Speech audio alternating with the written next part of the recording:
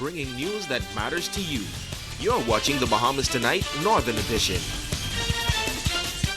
Welcome back. The Minister for Grand Bahama commending the North Bahamas Conference of the Seventh-day Adventist for its commitment to this island. Minister Darville was addressing a service of consecration and installation last evening for the leaders of the North Bahamas Conference on behalf of Tourism Minister Obi Wolchcomb. Your involvement not only in community affairs and nation building, but your involvement in healthcare, your involvement in mentorship, your involvement in building stronger communities throughout Grand Bahama is something that the government fully support and we will continue to do. Our doors are open. We are willing to listen. We understand the importance of this organization. We understand what you bring to our community as a nation builder, and we are prepared to work closely with you now and into the future. Host pastor of Freeport Seventh-day Adventist Church, Pastor Henry Monker, during the installation, thanking immediate past President Errol Tinker for paving the way. He's also making a public appeal. We are here because we stand on the shoulders of others. It's easy to believe sometimes in this life that you pull yourself up by your own bootstraps. Yet we recognize we are not here because of that, but he allowed us to be a part of his administration when he became the president of this conference. And it's only because of his willingness to incorporate us that we stand here tonight. Now, Pastor Henry Monker is the newly elected president. Pastor Andrew Burrows is the secretary, and Tanya Palmer has been returned as treasurer. In other news, as this country continues to grapple with the issue of crime, some believe there is a spiritual attack on young men. A local Christian ministry is placing greater emphasis on the youth of this nation. Youth pastor at the New Emmanuel Baptist Church in McLeanstown, Omiko Glinton, says that they are preparing to hold a special youth service this coming Sunday, and 2 young boys will be the featured speaker. We have a 7-year-old kid who's my son. He's going to be speaking the word of God for the first time. And we have a 10-year-old who's going to also be preaching the word of God, and his name is Javado Thomas. My son's name is Michael Glinton, aka Big Mike. But these 2 young men is going to speak the word of God on Sunday. And what I'm excited about, I was a part of bringing a 10-year-old to the island for the first time, and that's the first time we have seen a 10-year-old preach the word of God. It's called him the little preacher from the United States. I was responsible for helping bring him over there, and we hyped that up, and it's all good. But now we have our very own. Well, Clinton says as young people are faced with so many social ills, it is vital that they are taught good morals and values at an early age.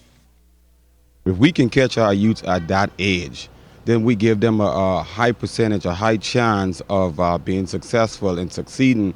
But I think a lot of times we watch the kids at age 2 and 3 and 4 and 5, and we don't pay no attention to them, and we wait till they get about 14, 15 before we start to focus on them. I believe it's never too late for no one, but it's late when you wait that long. It's almost like the old people used to say, you know, you bend the tree while they're young. And I believe that what we're doing is we're beginning to shape these young people while they're young, while you could shape them. I think once they get to a certain age, if you try to bend a tree that is already grown, it's going to snap. And I believe that's why we're seeing so much young people snap. Now, that special youth service will be held at 11 a.m. on Sunday at the New Emmanuel Baptist Church in McLeanstown. Switching gears, the Junior Junkanoo Parade is not far away. Some 23 schools will be participating, but this year the majority of the schools have entered as fun groups. Tonight, Megan Shepard tells us that one of the big names in this Junior Parade will also just be out for fun. Crepe paper, glue and glitter, and a group of hard-working teachers in a classroom. While it may not be the most conventional shack, it'll do here at Walter Parker Primary School as they prepare for the 2016 Junior Junkanoo Parade. Teacher and coordinator Samantha Ramming says the school has been missing from the parade for some 8 years, and now that they're set to make a return, there's excitement and buzz all around the school. The teachers are excited and everyone's on board, administrators, our janitorial staff, everyone is doing whatever they can, whether it's cutting, crepe paper, gluing, whatever, everyone's on board. So we're excited to be out this year. Our school theme this year is celebrating God's goodness and the greatness within me. And then we've added through music and dance. And so the children are going to display their talents on the street. While the Pacers are working hard for their big return, this year they'll be participating as a fun group. Ramming says funds, or lack thereof, is a hindrance. We didn't do so much costumes, we did the t-shirts because we're coming out as a fun group. It's a lot of money, funding. We need a lot of funding and sponsors. So next year, we make a plea for those corporate persons who would like to give towards Junior Junkanoo for Walter Parker. But we're coming on the t-shirts, our hats, we're using musical symbols to depict the music part of it. And our music is on the way. Ms. Ware, our music teacher, doing an awesome job with the kids, and we're coming along well. Music teacher Erica Ware has been working with the students at lunchtime and after school hours. She says the students are so passionate about their talents and putting on a great show come performance day. They have a natural ability to play the tum-tum and the bass drums, which go skin drums, and the cowbells. We have a lot of talented kids, and they're doing well. They're boys, so it could be difficult and challenging at times, but because they love it so much, they make it a little bit more easier. We have two groups of choreographed dancers, grades 1 to 4, and then the 5 through 6 girls. And they're doing good. They're coming along. They're excited. January 23rd, the Pacers says they're back and ready for the road. Megan Shepard, ZNS Network News. And now it is time to Ask the Doctor. This is Ask the Doctor. Welcome. Renard from Nassau asks, I would love to quit smoking for the new year, but I've tried and failed many times. Is there something like a medication that can make quitting easier? Reynard, thanks for your question. I'm sure you know that smoking is one of the most unhealthy habits we can develop, and that is likely part of the reason why you want to quit.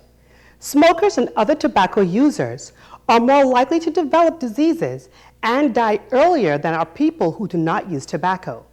The reason quitting smoking is so difficult is that over time, smokers develop an addiction to the nicotine in cigarettes. It is this addiction that often results in a relapse when smokers try to quit. To answer your question, Reynard, yes, there are some very effective prescribed medications, as well as over-the-counter products such as nicotine patches, gums, and inhalers that can help you quit.